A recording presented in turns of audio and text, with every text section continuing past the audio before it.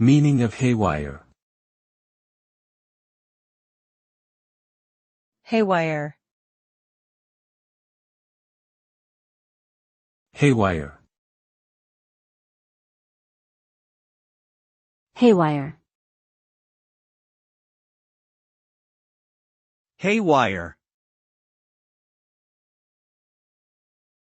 Haywire refers to something that has gone out of control or becomes dysfunctional.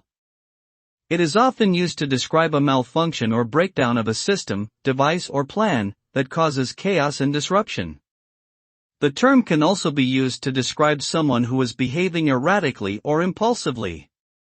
When things go haywire, they can cause significant harm, damage or loss, both tangible and intangible. This can result in a range of consequences, from minor inconveniences to major disasters. Overall, haywire refers to a situation that is chaotic, unpredictable, and difficult to manage.